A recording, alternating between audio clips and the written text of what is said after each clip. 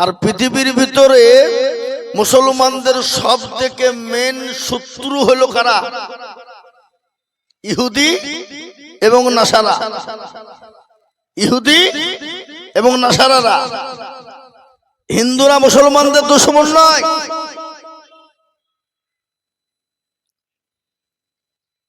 মুসলমানদের সব থেকে বড় দুশমন যারা, তারা হলো ইহুদি এবং নাসারা। বুঝতে পেরেছেন না পারেননি আমার কথা? আর ইহুদি নাসারা আজকেই আপনার মুসলমানদের দুশমন নয় বাবা। এ যুগ যুগ ধরে দুশমনি চলে আসছে, আসছে কিনা কথা বলেন? আল্লাহর নবী সাল্লাল্লাহু আলাইহি ওয়াসাল্লামের উপরে এতটাই অত্যাচার করা হয়েছিল। খালি এটাই নয় বাবা, আপনার মতন আমার মতন দাড়ি রেখে টুপি পরে পাঞ্জাবি পরে পাগড়ি পরে সুবহানাল্লাহ সুবহানাল্লাহ সুবহানাল্লাহ সুবহানাল্লাহ তাসবিহ করি মদিনার ভিতরে নবীজির লাশ চুরি করতে গেছিল।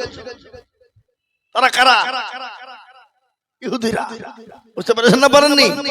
আজকে এই ইসলামটাকে নিয়ে বিভিন্ন রকমের বিভিন্ন কায়দা কৌশল চলছে বাবা। হ্যাঁ, এখন সোশ্যাল মিডিয়াতে দেখছেন, সোশ্যাল মিডিয়ার যুগ তো এটা। অনেক চক্রান্ত ধরা পড়ছে না, পড়ছে না বলেন?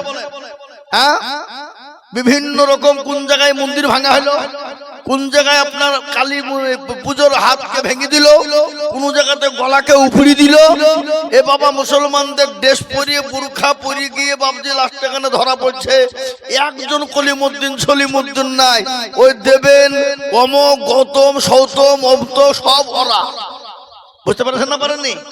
তো আজকে বলবো বাপ, যুগ যুগ ধরে যখন ইসলামকে কলঙ্কিত করার জন্যে,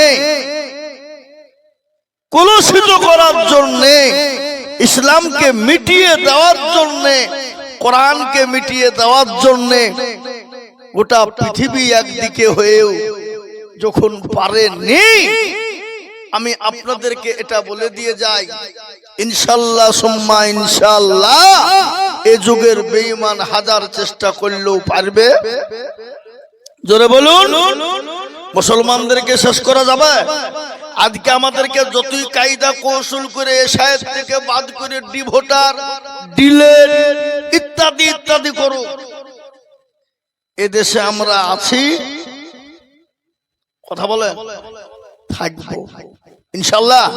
থাকবো কিনা? এই দেশটা কারো বাপের দেশ নয় বাবা। এই দেশটা হলো হিন্দু মুসলমান শিখ ঈসাই। এ দেশের জন্য রক্ত দিয়েছে মুসলমানরা। সর্বপ্রথম ইংরেজের বিরুদ্ধে লড়াই করেছিল কারা? মুসলমানেরা। এই বাংলা থেকেই লড়াই শুরু হয়েছিল। ইংরেজকে দেশ থেকে তাড়িয়েছিলাম এই বাংলা থেকেই। তো আজকে যারা আমাদেরকে এশায়ারের নাম থেকে ডিলেট করে বের করে দেশ থেকে তাড়ানোর চক্রান্ত সিদ্ধান্ত নিচ্ছে, ইনশাল্লাহ আগামীতে ইংরেজের মতন আমরাও ওদেরকে দেশ থেকে তাড়ানোর চিন্তা ভাবনা করব। বলুন ইনশাল্লাহ, যারা বলুন ইনশাল্লাহ। হ্যাঁ, আজকে বলি বাপ, ওরা বলতে পারছে না। ওই ভোট কমিশনার কি নাম গণেশ, হ্যাঁ, ও বলতে পারছে না যে মুসলমানের ভোট নাই, সব বাদ যা। এটা বলার সাহস হচ্ছে না বাবা। ও ছলে বলে কায়দা কৌশল করি বাদ দেওয়ার একটা চিন্তা ভাবনা। কি গো, ঠিক না বেটি? প্রথমে কি বলেছিল যে 2002 সালের লিস্টে নাম থাকলে বাপের ছেলেদের কোনো ডকুমেন্টস লাগবে না, বলেছে না? বলেনি? বলেছিল। তারপরে এশায়ের করতে গিয়ে দেখা গেল কেচে খুঁড়তে গিয়ে কেউ বেরিয়ে গেল। ইকিরে একই হইলো। যারা বলছিল রোহিঙ্গা ঢুকে পড়েছে, বাংলাদেশি 1.5 কোটি, রোহিঙ্গা 1.5 কোটি, কিন্তু বাবজি এশায়ের করতে গিয়ে দেখছি মুসলমানরা 2 ভাগ আর ওরা হলো 98 ভাগ। কিন্তু ওরা বললে তো বিপদ হয়ে গেল। আবার এটাকে ঘুরিয়ে একবারে বাবজি কথায় বলে, আমরা একটা পদ্য বলি বাবা, যাকে বলে চাল ভাজা তাকেই বলে মুড়ি, আর যার মাথায় চুল পাখা তাকেই বলে বুড়ি। বুঝতে পারলেন না? পারলেন না? তো ওরা আমাদেরকে বাবজি কায়দা কৌশল করে, কি হয়ে গেল? এসব থেকে বাদ দিতে শুরু করে দিল। একের পর এক, একের পর এক, একবারে হিয়ারিং করো, অমক করো, তমক করো, হয়রানি করে শেষ। কিন্তু একটা কথা শোনেন, মুসলমানদের ডকুমেন্টসের অভাব আছে? কি ডকুমেন্টস নেবে তারা? ওরা যদি বলে আমরা কাগজের ডকুমেন্টস নিব না, প্রয়োজন নাই, দরকার নাই, তোদের বাপ দাদা তার দাদা তার দাদা পদ্দাদার ডকুমেন্টসটা দে। তো যারা মারা গেছে তাদেরকে তো আমরা ভাসিয়েও দিইনি, পুড়িয়েও দিন না। কি বলছেন আপনারা? আপনারা পুড়িয়ে দিয়েছেন নাকি? হ্যাঁ, কোথায় দিয়েছেন? করছে না? তো ওদের মাংস গলা পচে গেল, হাড় তো আছে, আছে না? তো হাড় গলাকে তুলে নিয়ে যদি আমরা ডিএনএ বলে দিই, তো বলে দিবে না এরা কোথাকার মাল? বলবে না? বলবে না? জোরে বলুন, কোথাকার প্রোডাক্ট? এ বাবার, আমরা যদি বলো তোমরা দেখাও তোমাদের লিস, আমরা যদি ঘুরিয়ে প্রশ্ন করি, ক্ষমতা আছে? ক্ষমতা আছে? তাহলে মুসলমানদেরকে দেশ থেকে তাড়ানো তো সহজ। এ বাবা, এটা নয়। তাই একটা কথা মনে হয়ে গেল, এই 2026-এর 19শে জানুয়ারি আমি জালসায় যাচ্ছিলাম মেদিনীপুর তমলুক বাবা। এই যেতে গিয়ে কুলাঘাট বলে একটা জায়গা, তো সেই চায়ের দোকান আমি বসেছি, তো একজন যুবক এসে বলছে, হুজুর আজকে আমি 4 দিন ঘুমাতে পারিনি। কেন গো, কি হলো তোমার? প্রেশার হাই নাকি, না সুগার হাই? বলে না হুজুর ওসব কিছু না, আমি একটা প্রশ্ন করব, আজকে আমার ব্রেনে কাজ করছে না। বলে ব্রেন, তাহলে ব্রেনে দেখাও। বলে না, তাও না। তাহলে কি হইলো বলো, খুলিয়ে ভালো করে বলো আমাকে।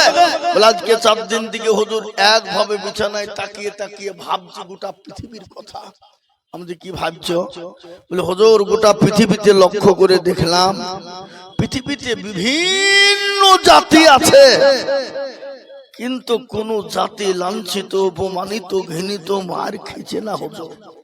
কিন্তু মুসলমান মার খেছে কেন? একটু আমাকে বোঝান। আমি তাকে বললাম, পাগল, মুসলমান মার খেছে কেন এটা শুনবা? লম্বা করে বলবো না সংক্ষিপ্ত বলবো? বলে হুজুর সংক্ষিপ্ত বলুন। তাহলে শোনো, আজকে মুসলমানদের মার খাওয়ার পিছনে কি আছে জানো? গোটা বিশ্বের কাছে যেটা নাই সেটা মুসলমানদের কাছে আছে। যেটা বিশ্বের কোন জাতির কাছে নাই সেটা মুসলমান জাতির কাছে আছে। আর এই মালটা যতদিন মুসলমানদের কাছে থাকবে ততদিন মুসলমানদের দুশ্মনী বাড়বে, কমবে না। তারপরও মুসলমান ইসলামকে শেষ করা যাবে না। বলে হুজুর মাল কি? বলে খেপা মাল কি শুনবা? এটাও শুনে লাও। এই কোলা আগো, এই দেবপুরের বাজারে এই মোড়ের উপরে দুটো বিল্ডিং, একটা 5 তলা আর একটা কত লাগো দুতলা। তো 5 তলা, 2 তলা, 5 তলা বিল্ডিংটা পূর্ণ ফাঁকা, বিল্ডিং আছে, ঘর কিছু নাই। কিন্তু 2 তলা ঘরটাতে 30 কিলো মতন সোনা আছে। ক কিলো? 30 কিলো। তো চোর বা ডাকাত যারা হবে, তো তারা ওই 5 তলায় চুরি করতে ঢুকবে না, যে ঘরে মাল আছে সে ঘরে ঢুকবে। যারা বলেন, তো গোটা বিশ্বের কাছে ফাঁকা, আর মুসলমানদের কাছে মাল আছে বাবা। আর এই মালের কারণে আজকে মুসলমানদের ওপরে এত বিরোধী, এত জোর, এত জুলুম, এত অত্যাচার। বলে হুজুর মাল কি? বলে শুনে লাও, সে মালটার নাম কি? সে জিনিসটা গোটা পৃথিবীকে যদি একদিকে করা হয়, তারপরও এই জিনিসটার মূল্য দেওয়া যাবে না, এর দাম দেওয়া যাবে না। বলে হুজুর সে জিনিসটা কি? বলে সে জিনিসটার নাম হলো আল কোরআন, সে জিনিসটার নাম হলো কোরআনুল হাকিম, সে জিনিসটার নাম হলো কোরআনুল মাজিদ, সে জিনিসটার নাম হলো কোরআনুল জিকির, সে জিনিসটার নাম হলো কোরআনুল শিফা। উনি বলছে হুজুর আমি বুঝতে পেরেছি, আর বলতে হবে না, আমার বোঝা সারা। আমি আপনাদেরকে বলি বাপ, এ কোরআন কে লিখেছে? কার মানে এটা? জোরে বলুন, কার মানে? এটা দুনিয়ার কোন কলিমউদ্দিন সলিমউদ্দিনের মানে এটা? আর দুনিয়াতে যত কিতাব আছে, বাইবেল টাইবেল ইত্যাদি ইত্যাদি ইত্যাদি যা আছে বাবা, কিতাব পুরাণ তুরান যা আছে, সব এগুলা দুনিয়ার মানুষের লিখিত বাণী। কি বলছেন আপনারা বলুন? ঠিক ঠিক না ঠিক? হ্যাঁ এ মুসলমান, আজকে আমি একটা কথা আপনাদেরকে বলে দিয়ে যাই। আজকে এই দেবপুর ইহিয়া উলুম মাদ্রাসার 53তম জালসা, মাদ্রাসার বয়স মোটামুটি আনুমানিক 55 হয়ে যাবে না, বেশি হবে? 55 বছর হবে না? হবে না? হবে। আমি আপনাদের কাছে একটা অনুরোধ করে যাব বাপ, কিছু মনে করেন না।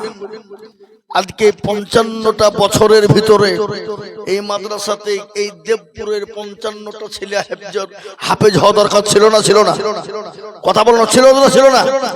কিন্তু আমি আপনাদেরকে বলবো, শোনা, ছেলেকে মাস্টার বানান, ডাক্তার বানান, উকিল বানান, জজ বানান, পয়সাওয়ালা, গাড়িওয়ালা, MA BA DA করান, কোনো প্রবলেম নেই, নো প্রবলেম।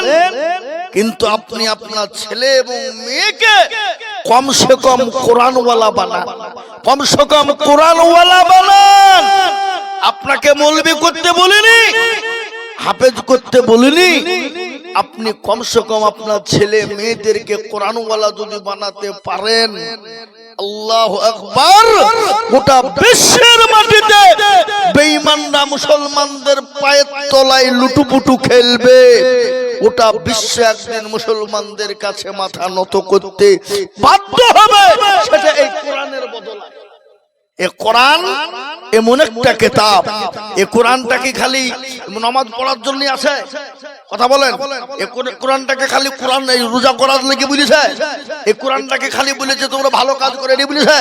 না, পৃথিবীর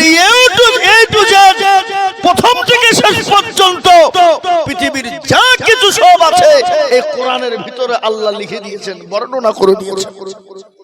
এ বাবা, আজকে বিজ্ঞানিক যারা এ কোরআনকে রিসার্চ করে, তারা আজকে বড় বড় ডক্টরেট হচ্ছে, বিজ্ঞানিক হচ্ছে। এ বাবা, এই কোরআনকে রিসার্চ করে আজকে পৃথিবীর জজ ব্যারিস্টার সব হচ্ছে কোরআন থেকে তৈরি হচ্ছে। বাবা, আজকে আমরা মুসলমান এটাকে আমরা মনে করি যে কোরআন না কোরআন, কোরআন না কোরআন। এটাকে বেশি যদি জানতে হয়, একটা বই পাওয়া যাচ্ছে, আপনারা সংগ্রহ করবেন বইটি, যেটা লিখেছেন মাওলানা আবু তাহের সাহেব, দমদম মাদ্রাসার শাইখুল হাদিস, যিনি মারা গেছেন। বিজ্ঞান না কোরআন, এই বইটা পাওয়া যাচ্ছে। আপনি কোরআনে কি আছে এটাতে আপনি খুঁজে পেয়ে যাবেন, দেখে নেবেন। তাই আমি আপনাদেরকে বলি বাপ, আল্লাহওয়ালা, দিনওয়ালা, ইমানওয়ালা, কলমাওয়ালা, এই কোরআনকে নিয়ে বেঈমান কাফের মুশরিক বিভিন্ন কায়দা কৌশল করেছিল। কিন্তু কোরআনের মর্যাদা মান কত জানেন? যে কোরআনের বিরোধী করত তার নাম হলো সর্বপ্রথম কে? আবু জেহেল। কি কোরআনই করেনি? জোরে বলুন। কিন্তু এই কোরআন আবু জেহেল রাত্রি বেলায় গোপনে গোপনে গোপনে শুনতো বাপ। খালি আবু জেহেল নয়, আবু লাহাব, উতবা, সাইবা, মুগীরা, তারাও পর্যন্ত কোরআন শুনতো। কেন? ওরা আপনার আরবি ভাষা জানে তো, এবং ওদের বোঝার ক্ষমতা আছে, বুঝতে পারতো তো। মুহাম্মদ সাল্লাল্লাহু আলাইহি ওয়াসাল্লামের উপরে এই কোরআন অবতীর্ণ হয়েছিল, এটা তারা জানে। জানার পরেও এটাকে বাড়িতে না দেওয়ার কারণে তারা দুশমনি করেছিল। কিন্তু আল্লাহর কুদরত শুনলেন, এই বেঈমানরা কোরআন শুনতো রাত্রিতে। এটা আপনাদের জানা না জানার কিছুই নয়। তারপরেও এরা দুশমনি করে রাসূলুল্লাহ সাল্লাল্লাহু আলাইহি ওয়াসাল্লামকে বললেন, মুহাম্মদ সাল্লাল্লাহু আলাইহি ওয়াসাল্লাম, তোমার কোরআন এবং তোমাকে পর্যন্ত, তোমার ইসলাম পর্যন্ত মিটিয়ে দেব। আল্লাহ রসুল দয়ার নবী, মায়ার নবী, রহমতের নবী আল্লাহর কাছে হাত দুখান উঁচু করে দিয়ে বললেন, পরওয়ারদিগারে আলম, ও আল্লাহ, তুমি যদি চাও তোমার দিন বেঁচে থাকবে, কোরআন বেঁচে থাকবে, ইসলাম বেঁচে থাকবে। ও আল্লাহ, তুমি তোমার দিন কাজকে টিকিয়ে রাখার জন্য, ইসলামকে টিকিয়ে রাখার জন্য যেটা করার প্রয়োজন তুমি আল্লাহ সেটা দেখিয়ে দাও। আল্লাহ বলেন, রাসূল গো, আপনি কোনো রকম চিন্তা করবেন না, কোনো টেনশন করবেন না। আজকে যারা ইসলামকে মিটিয়ে দিতে চায়, যারা কোরআনকে মিটিয়ে দিতে চায়, যারা আপনাকে মিটিয়ে মিটিয়ে দিতে চায়, আমি আল্লাহ তাদেরকে দুনিয়ার জমিন থেকে মিটিয়ে দেব। আজ আমি আপনাদেরকে বলে যাই বাবা, এই কোরআনের বিরোধী যারা করেছে, ইসলামের বিরোধী যারা করেছে, আল্লাহ তাদেরকে দুনিয়ার জমিন থেকে মিটিয়ে দিয়েছে। তাদের কোনো নাম নাই, নিশানা না, তাদের কোনো মূল্য নাই, মূল্যহীন বাবা। কিন্তু এই কোরআন ছিল, আছে, আগামীতেও থাকবে। চিলিয়ে বলুন ইনশাআল্লাহ, জোরে বলুন ইনশাআল্লাহ। এই কোরআনের জন্য সাহাবায়ে কেরামরা মার খেয়েছেন, রাসূলুল্লাহ মার খেলেন। খালি মার নাই বাবা, নিজের বিবি পর্যন্ত বিয়ে করে দিলেন, এতিম করে দিলেন সন্তানকে। এমনকি নিজের জন্মভূমি ত্যাগ করে মক্কা ছেড়ে মদিনার পথে চলে গেলেন বাবা। আল্লাহর নবী যখন এই কোরআন যখন মক্কার জমিনে তেলাওয়াত করতে শুরু করে দিল, একের পর এক আপনার ইহুদি, নাসারা, খ্রিস্টান, জৈন, বুদ্ধ যত জাতি ছিল, এই কোরআনের আওতায় আসতে যখন শুরু হয়ে গেল, নবীর উপর দুশমনী আরো তত বেড়ে গেল বাবা। আল্লাহর নবীর উপর অত্যাচার শুরু হয়ে গেল, নবীকে ইস্তিমরুলার পর্যন্ত চালানো হলো বাবা। এমনকি নবী তাইফের ময়দানে রক্ত দিল, রাসূলুল্লাহর রক্ত শরীর দিয়ে বয়ে গেল। আল্লাহ বলে, নবী গো,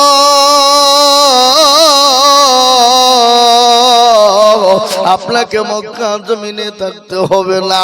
ওগো রাসূলুল্লাহ, আপনি এই মুহূর্তে মক্কা ছেড়ে মদিনার পথে চলে যান। বিশ্ব নবী মক্কা ছেড়ে মদিনার পথে চলে যায়। গজল আছে না? আজ নবী গো আমার বানায়া বাজার, হিজরত করে চলেন মদিনায়। আজ নবী গো আমার গড়ায়া বাজার, শুয়ে আছে সোনার মদিনা। আব্দুল্লাহর পৃষ্ঠ হতে মায়া মিনার শিখে মেতে,